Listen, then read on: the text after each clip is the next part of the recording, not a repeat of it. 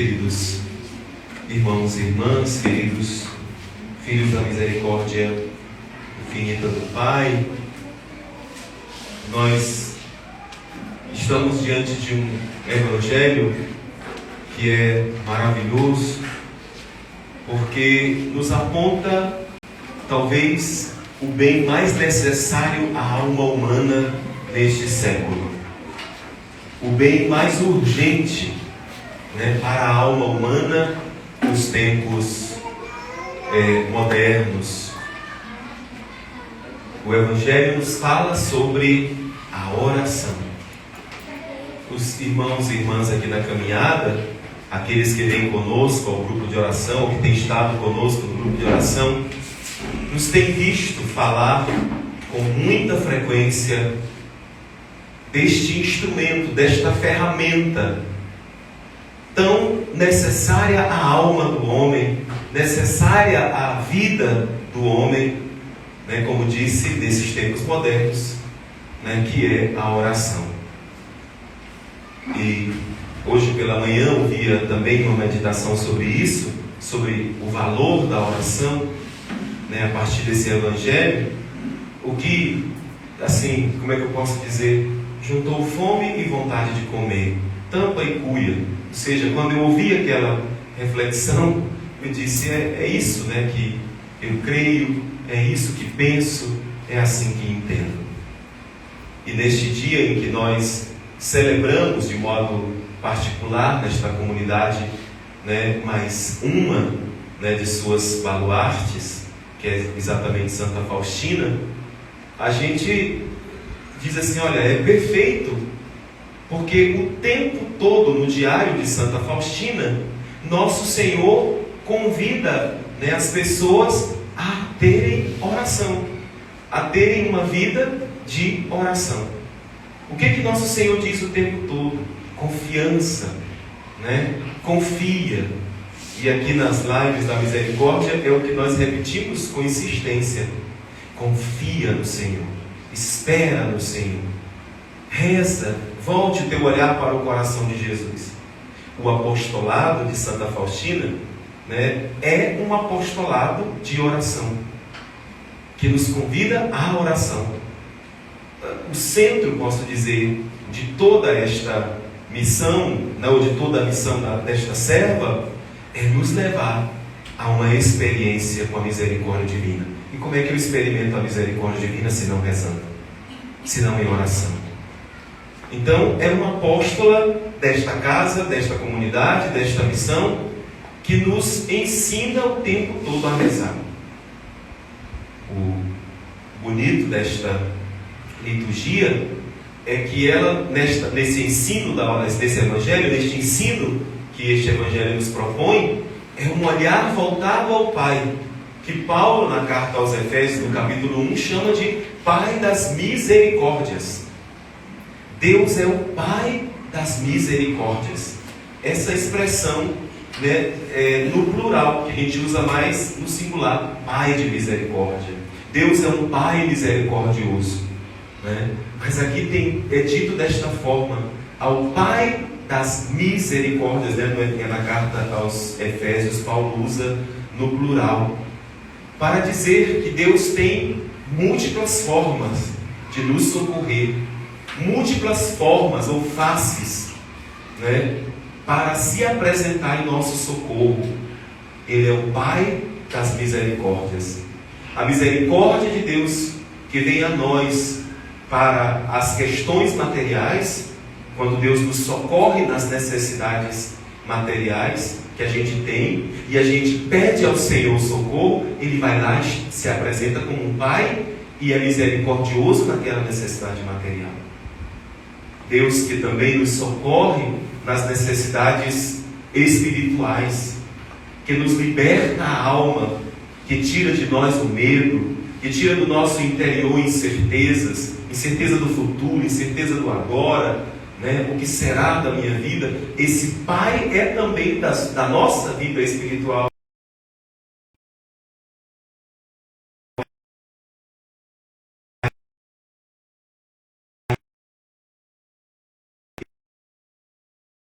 Questões mais humanas que nós vivemos. Sim, Ele é Pai das misericórdias em nossa humanidade decaída, ferida pelo pecado, desde o pecado original, né, até as nossas inclinações presentes, atuais, do nosso dia. Ele é Pai das misericórdias, porque nos socorre nas necessidades materiais, nas espirituais, nas necessidades humanas. Os irmãos da comunidade sabem que eu estou sempre rezando no meu texto da misericórdia com estas intenções, por todas as necessidades da obra, materiais, humanas e espirituais. Ele é Pai das misericórdias. E São João Paulo II, ele, exatamente a Roselda leu no começo. Aliás, eu queria falar uma coisa que eu considero importante, né, que a gente não pode deixar de falar. E aí, citando essas nossas necessidades humanas, a gente volta os olhos para a primeira leitura, né? Eu não sei se os irmãos conseguiram acompanhar, entender, se na sua meditação da manhã você conseguiu entender esse encontro de Paulo com Pedro, Tiago, né, e João. Não sei se conseguiram entender o debate entre eles, a pauta entre eles. Paulo vem dizendo, e se você olhar nas leituras, nós estamos lendo a carta aos Gálatas, né? Começamos no capítulo 1, já estamos no capítulo 2 essa semana. E Paulo vai dizer que tem um encontro primeiro com Pedro, mas que 14 anos mais tarde ele vai subir a Jerusalém. Que a leitura de hoje começa dizendo isso, né? 14 anos mais tarde, eu subi de novo a Jerusalém. Ou seja, Paulo está indo por uma outra vez, ou mais uma vez a Jerusalém, para conversar com os apóstolos, para tratar acerca, né, do anúncio do Evangelho, que é o que o Salmo hoje nos canta, e a gente cantou aqui com todo gosto: ide por todo mundo, a todos pregai o Evangelho. Mas que Evangelho nós vamos pregar? Qual é a face de Cristo que nós iremos revelar? Qual é a face de Deus que nós iremos revelar? E aqui Paulo vai dizer, né, que ele vai ao encontro de Pedro, porque a ele também foi revelado o Evangelho. A ele também foi revelado que o Evangelho é uma pessoa, a pessoa de Cristo. E Paulo vai ter essa experiência com Cristo. E ele vai expor, olha, é interessante, é Paulo quem vai expor o Evangelho que ele tem pregado aos pagãos. Mas como é isso, Paulo? Tu nem conheceu a Jesus no sentido prático do dia a dia na humanidade, né? Tu não conheceste a Cristo, como é que tu vais pregar, vai expor o Evangelho? Que Evangelho é esse que você vai expor aos apóstolos? E ele expõe o Evangelho que ele tem pregado, o Evangelho da revelação de Cristo em sua vida, das suas experiências, e claro, das comunidades cristãs que ele conviveu, né? E que ele, como é que diz, formou. Porque Paulo vai formar várias comunidades cristãs. Quando a gente lê carta aos Coríntios, carta aos Romanos, carta aos Gálatas, carta aos Filipenses, são as comunidades. Carta a Éfeso, são as comunidades que Paulo fundou. Tá, mas vamos aqui para ver a misericórdia de Deus na humanidade, num aspecto humano. Paulo então conversa com Pedro e chega a um entendimento. Tu, Pedro, vais pregar aos judeus. Eu, Barnabé e aqueles que estão comigo, vamos pregar aos pagãos. Vamos anunciar o Evangelho aos pagãos. E assim ficou tudo certo, né? Tudo combinado, tudo acertado. Mas um dia Pedro vai a Antioquia, que é o que a leitura diz, e quero chamar a atenção para isso. Pedro vai a Antioquia e sobe sozinho a Antioquia. Enquanto estava só, Pedro sentava e comia com os pagãos normalmente. Sentava à mesa, e aí você sabe que o judeu tem a tradição do puro e do impuro, e que portanto um judeu não poderia sentar com um pagão e comer a mesma mesa, né? Jesus muitas vezes foi criticado exatamente por isso, né? Porque Jesus sentava à mesa com os pagãos, e Pedro estava então comendo com os pagãos. Mas de repente chegaram os outros irmãos, né? Tiago chegou, e a partir dali Pedro então não quer mais sentar com os pagãos. não quer mais fazer refeição com os pagãos. E Paulo vai dizer que ele mesmo expôs a hipocrisia ou a dissimulação de Pedro. A palavra usada aqui é esta. Vocês ouviram essa leitura? Não estou falando bobagem, está aqui na leitura, né? Me permitam ler. Com efeito, antes que chegassem alguns irmãos da comunidade de Tiago, Pedro tomava refeição com os gentios, mas depois que eles chegaram, Cefas, que é Pedro, né, começou a esquivar-se e a afastar-se por medo daqueles que eram circuncidados. Dizer: olha, tu és circuncidado, tu és judeu de tradição, como é que tu está sentando com um pagão? E muitos judeus acompanharam Pedro nessa dissimulação. Paulo chama Pedro de dissimulado, né? Ó Pedro, você é dissimulado. Mas Pedro não é aquele que já tem o Espírito Santo, que anuncia, que é cheio do Espírito, cheio de Deus, não é homem de Deus, chefe da igreja, a quem Paulo subiu para conversar? Mas a humanidade de Pedro ainda está ali. Era cheio do Espírito, homem de Deus, ungido, usado, mas a humanidade de Pedro ainda está ali. E ainda requer misericórdia divina. Assim somos nós, meus irmãos. Estamos cheios de Deus, cheios de virtudes espirituais, cheios de desejo de Deus, apaixonados por Cristo. Mas muitas vezes há em nós ainda muita dissimulação. Nossa natureza ainda se esquiva de ir ao encontro do outro, de se misturar com o outro, de descer, né, ao encontro daquele que precisa, a misericórdia chegar àquele que mais necessita. Enfim, Paulo vai dizer diante de todos, né, diante de todos aqueles que Pedro estava dissimulando, que não era correto, né, e que era hipocrisia. São esses dois adjetivos que assustam: dissimulação e hipocrisia. E Paulo faz isso na caridade, para dizer: olha, irmão, não faça isso. Seja fiel ao Evangelho, seja homem de Deus. Esses aqui são meus irmãos no Senhor, são teus irmãos também no Senhor, né? Porque Paulo sentava e comia, trabalhava com os pagãos, anunciando o Evangelho. Paulo só sacudia a poeira dos pés, ou só batia a poeira dos pés, quando estes negavam o verdadeiro Evangelho, o Evangelho que ele lhes expôs.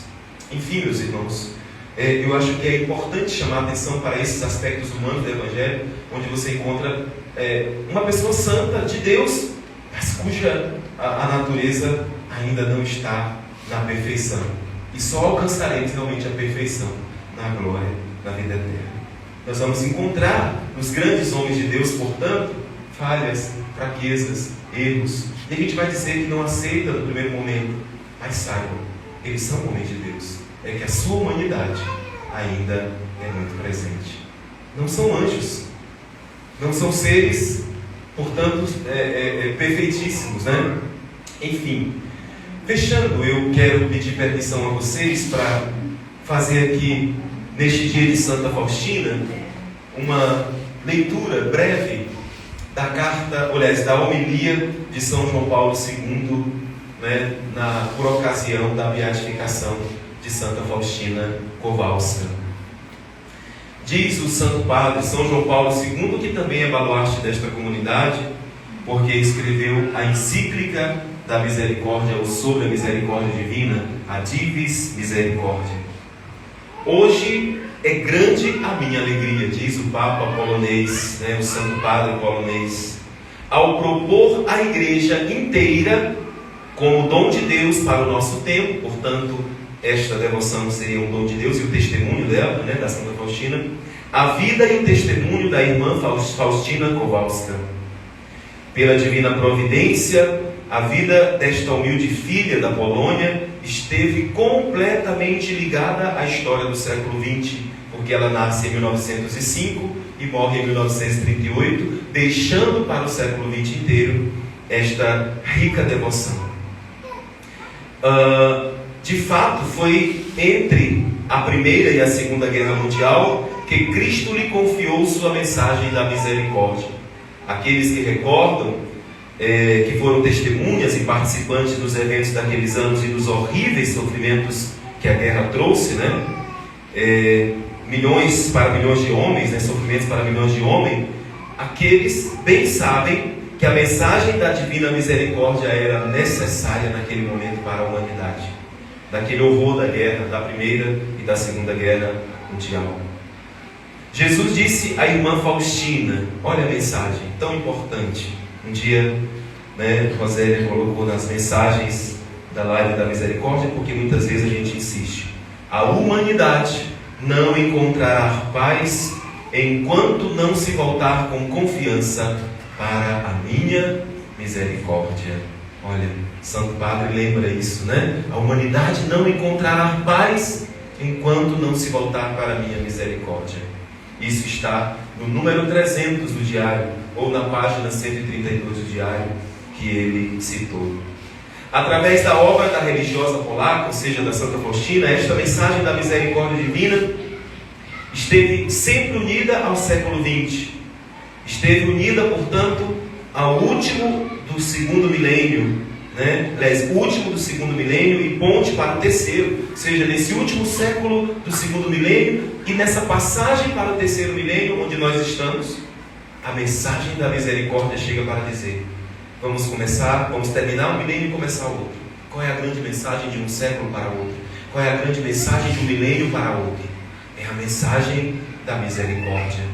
Que existe um coração misericordioso aberto para nós, que é o coração de Jesus. Não é uma mensagem nova, é verdade, mas pode-se considerar um dom especial de iluminação, que nos ajuda a reviver de maneira mais intensa o Evangelho da Páscoa, para oferecer como um raio de luz aos homens e às mulheres do nosso tempo. Ou seja, naquele Evangelho da ressurreição, do Cristo que ressurge e que apresenta o seu coração com raios para a humanidade, dizendo: olhe para a minha misericórdia, confie na minha misericórdia. Quem entra aqui nesta casa, que é casa da misericórdia, a primeira coisa que encontra naquela porta de entrada é Jesus misericordioso. Algumas pessoas, quando passam ali, fazem o sinal da cruz, já começam a rezar quando entram ali, que é o que o Evangelho de hoje nos ensina, a oração. Quero fechar trazendo aqui algumas conclusões. Assim como os apóstolos de outrora, é necessário que também a humanidade de hoje acolha no cenáculo da história Cristo ressuscitado, que mostra as feridas da sua crucifixão e repete para a humanidade: a paz esteja convosco. Ou seja, nesse momento alto da história da humanidade, qual é a nossa mensagem? Qual é a mensagem que a Santa traz, que Santa Faustina traz? Cristo crucificado, mas Cristo ressuscitado, e que com as suas chagas abertas diz para a humanidade: a paz esteja convosco. É preciso que a humanidade se deixe atingir e penetrar por esta mensagem, pelo Espírito que Cristo ressuscitado quer dar. É o Espírito que cura as feridas do coração, que abate as barreiras que nos separam de Deus, isso é a misericórdia. E barreiras que nos dividem entre nós, divide a humanidade. É preciso acolher então a mensagem de Cristo, que restitui ao mesmo tempo a alegria do amor do Pai e a alegria fraterna. Cristo então nos ensinou que o homem não só recebe e experimenta a misericórdia de Deus, mas ele é também chamado a ter misericórdia para com os demais. Bem-aventurados os misericordiosos, porque alcançarão misericórdia. Mateus capítulo 5, versículo 7. Jesus indicou-nos as múltiplas vias da misericórdia, que não só perdoa os pecados, mas vai também ao encontro de todas as necessidades dos homens. Jesus inclinou-se sobre a miséria humana, aquilo que eu dizia no começo. E é engraçado porque são palavras do Santo Padre. A miséria humana, a miséria material, a miséria espiritual.